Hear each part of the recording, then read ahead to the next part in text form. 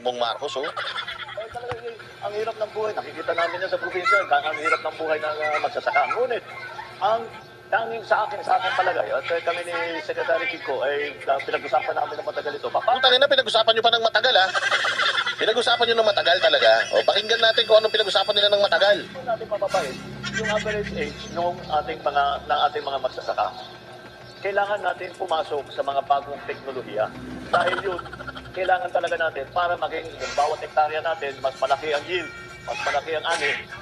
Paano natin gagawin yun? Eh, ang nakakaunawa at mga talagang practitioners ng high-tech agriculture, intensive and extensive na type of agriculture, ay ang mga kabataan silang magtuturo sa atin ng mga... Anak ng tinapay ka. Pagtuturuin mo pa yung mga bata. Ang tanong nga nila kung paanong mas pipiliin nila yung maging magsasaka kesa sa pagiging nurse. Ang tapos ang sagot mo, dapat yung mga bata tuturuan tayo. Anak ng tinapay ka, ano yung tuturo nila?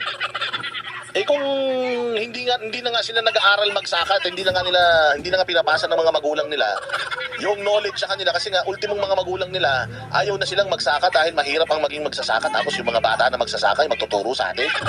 Hindi mo talaga naiintindihan yung trabaho mo, hindi mo naiintindihan yung tanong, simpleng tanong. Tangina, Tagalog pa yan, hindi mo pa maintindihan. Anong klase naman tong presidente na ito? Anak ng tokwa naman, mas matalino pa yung pinsan kong 4 na taon dito eh. Bagong teknolohiya. At yan, palagay ko, ay magiging interesting na yan, magiging interesante na yan para sa ating mga kabataan, para nakikita nila na hindi lamang mas may magandang hanap buhay naman.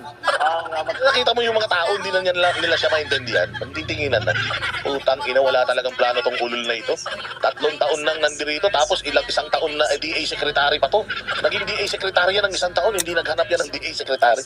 Tangina, hindi niya alam kung paano at kung ano yung plano niya sa mga magsasaka, wala talaga. Ay, naku, Bongbong Marcos, lumayas ka na. Tangina, isang malaking kasalanan talaga ng pamilya mo na binuhay ka pa. Sana ipinutok ka na lang talaga sa kumot o kaya nagmumog ng cytotech dyan si Imelda. Para sana, putang ina, hindi ka na ipinanganak para hindi ka na sana nakakapanalasa.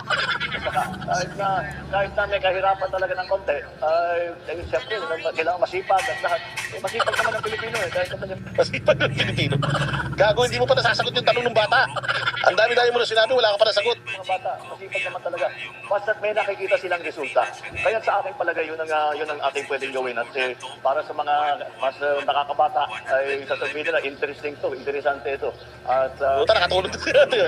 Tulog na po, tangina mo, Bongbong. Gisingin nyo na lang ako pag wala na yan dito.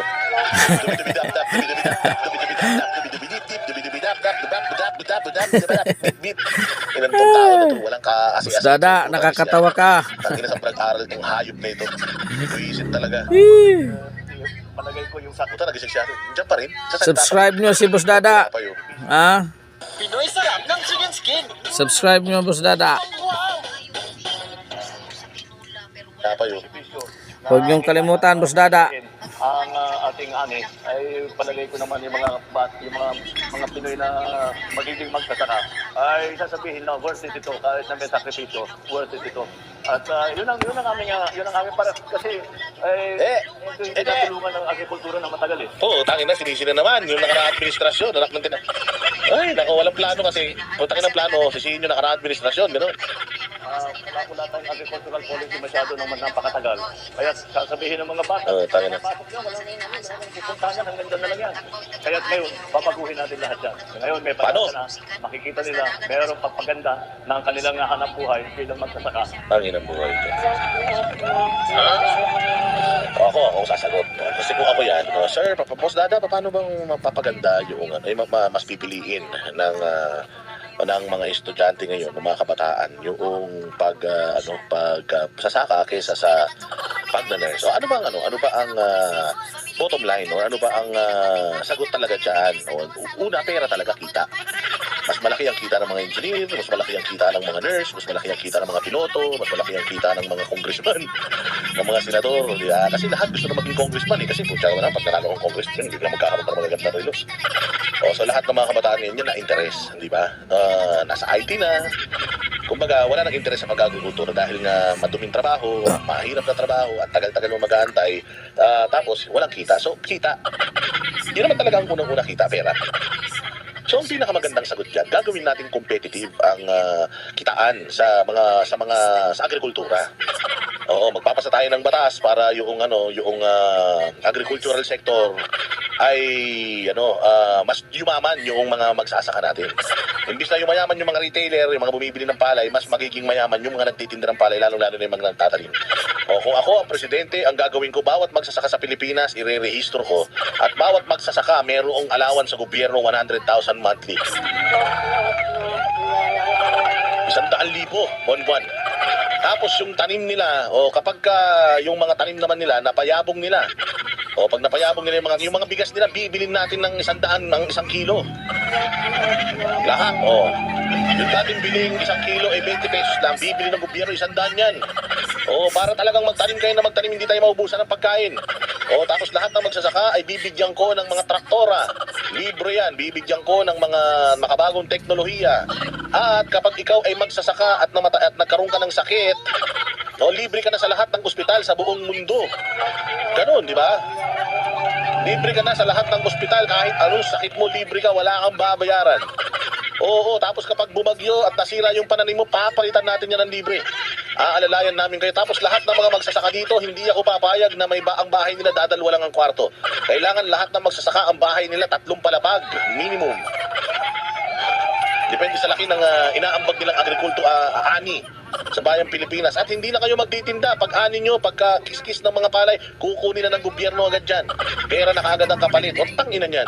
At lahat ng mga estudyante, anak ng mga magsasaka, hindi na magbabayad ng tuition fee.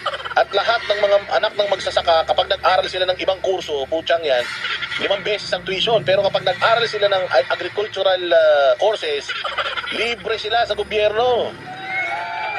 Magtatayo ko ng agricultural school sa buong Pilipinas. Kukunin ko lahat ng mga magagaling magtanim, magiging teacher dyan. Tapos libre mag-aral ang mga estudyante. Ganun. Yan, wala kang kwenta eh. Napakadaling mag-isip, hindi ka gumagamit ng isip. Kasi nga ang tanong, paano magiging kaakit-akit? Parang tayo, naakit tayo sa maganda, di ba? Maakit ka ba sa pangit? Hindi naman.